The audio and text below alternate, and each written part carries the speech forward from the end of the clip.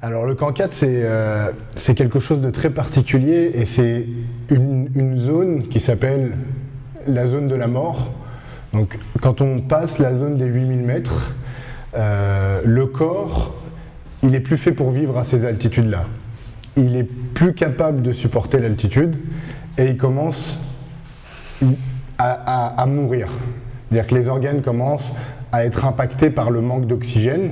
Et donc du coup, les organes nobles, le cœur, les poumons, le cerveau étant celui qui est très souvent le plus impacté le plus rapidement, parce que le manque d'oxygène fait que on perd des neurones, et les neurones malheureusement ça se régénère jamais.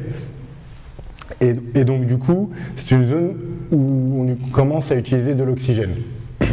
Donc on porte en plus là, malheureusement je ne l'ai pas avec moi, parce qu'il ne m'appartient pas, mais j'ai avec moi un masque à oxygène avec une bouteille pour pouvoir pallier à cette zone de la mort et pour éviter d'avoir des problèmes irréversibles. Donc à 8000 mètres, on reste très peu de temps. Quand on arrive à 8000 mètres, on rentre dans la tente, on prépare à manger, on fait fondre de l'eau, donc c'est ce que je vous disais tout à l'heure, lazem 5 litres d'eau, donc ça prend du temps, il faut aller chercher de la neige, remplir un sac de neige, le faire fondre, le faire bouillir, pour boire et pour manger, donc ça prend beaucoup de temps. Donc quand on arrive au camp 4, on reste quelques heures, et ensuite on fait ce qu'on appelle notre summit push, on part pour le sommet. Au camp 4, c'est aussi un endroit qui est très exposé au vent, enfin Barcharih, et le vent c'est quelque chose qui peut rendre très vite, qui peut fatiguer, qui effectivement peut pousser à faire demi-tour. Il y a une limite, si le vent est vraiment trop fort, on ne peut plus, parce que c'est dangereux pour nous. Mais non, quand on arrive au camp 4, il reste 848 mètres. C'est certainement les plus durs, mais on est là pour aller jusqu'au sommet, pour monter le drapeau tunisien, donc non, il n'y a pas d'hésitation sur le fait d'aller au sommet. C'est ça, donc ça fait partie du... ça fait partie, donc ça c'est un piolet. Ça c'est un piolet.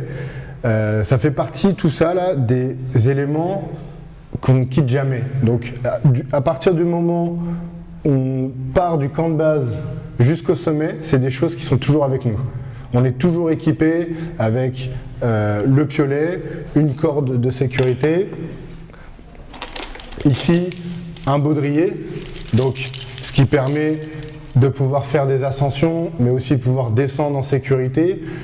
S'il y a des problèmes, on peut faire aussi ce que je vous disais, un sauvetage, on peut aider quelqu'un. Donc ça fait partie du matériel qu'on a tout le temps avec soi et c'est vraiment le minimum et on ne peut pas avoir moins. Et ensuite au pied, ça s'ajoute ce qu'on appelle des crampons.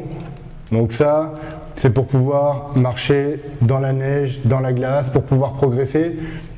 Parce que les pentes sont très très raides, c'est pas des escaliers, donc il faut pénétrer les crampons dans la glace pour pouvoir être stable et pour pouvoir avancer.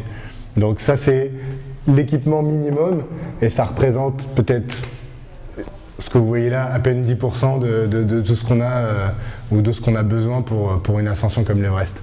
Moi pour enregistrer mes parcours, j'ai ma montre. Donc c'est une montre GPS qui enregistre la vitesse, la température, donc elle enregistre pas mal de données. Pour la communication, c'est assez basique. On a avec nous des radios de communication comme la police, les pompiers, etc.